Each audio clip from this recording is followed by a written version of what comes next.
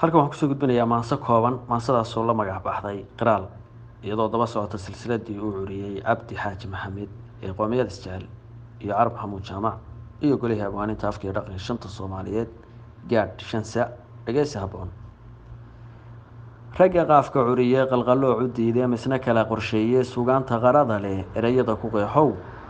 dadku waa qaraabi iyo qoomiyad isjecel aan marna kala qaloonayn, marna cudur qabiil baa kala qaybinayo, misna waxay u qaateen qaabka noloshu inuu yahay dadkoo kala qoqoban iyo dalka oo la qaybsaday.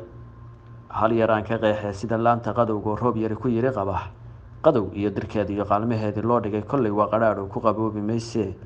halka uu qalluuc iyo qarowga uu ka soo galay ama qaab dhismeedka iyo qarannimadu waxay tahay, ama shay qarriban oo qaamuusku diidiyo jirin shay la qoonsaday, ama qaali dumar oo rabi quruxu dhaliyo qaangaadhka dhaafto cidi aanay qabin oo qaadi loo kaxaystiyo misna maharku qabanayn, ama geed qur-aan oo quruxdiisa laamuhu qariyeen caleemuhu kuntuna ay qallalan tahay, ama qaaban oo faras inta uu isqabadacay jahaadaan qaboobeyn hubka la ysu qaato cudur aanu qabin oo laftu qabac ahayn oo misna tahay qiyaastii qaarad aada u dheer oo lugta aad ka qaayibi, ama geedka qudhaco qun hareeri uga baxay misna qaadan waayo oo dib u soo qalloocsamay,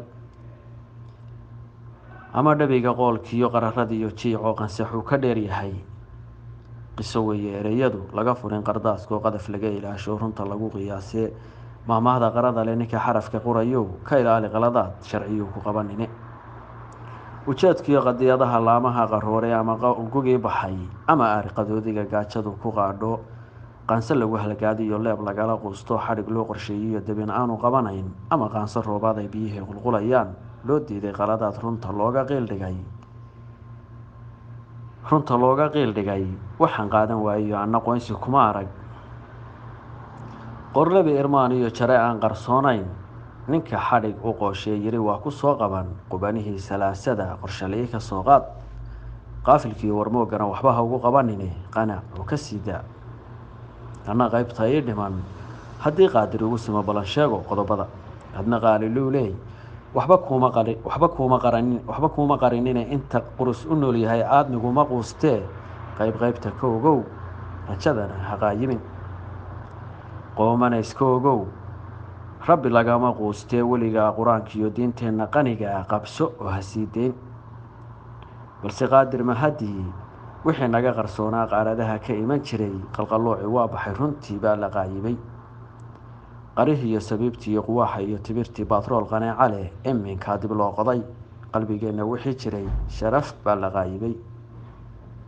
ingiriisku qadafkiiyo qoontii inaga galay qaaradaha adduunkee nagu soo qamaamee qudhi ay jaraayeen kala qaadi maayee iyadana ku qoro meel. waxaan qowlka hadalkiiyo ku qotomiyey maansada mar haddii qadiyadiyo hadalkuba qiraal yahay, mar haddii qabyaaladi tahay shay qadhaadh badan. qarniyadiina soo maray dadku qoomamayaan haddii aan khasaaraha hore la yska qaban jirin. iska quba wixii hore dalku waa qaboobiye qursiguna waa bixi. waxaan qaadir kuu qorin qabqab laguma qaadee hooyada qarweysiiyo balqadariya maatada gaadh shansa iyo carab xamuud jaamac.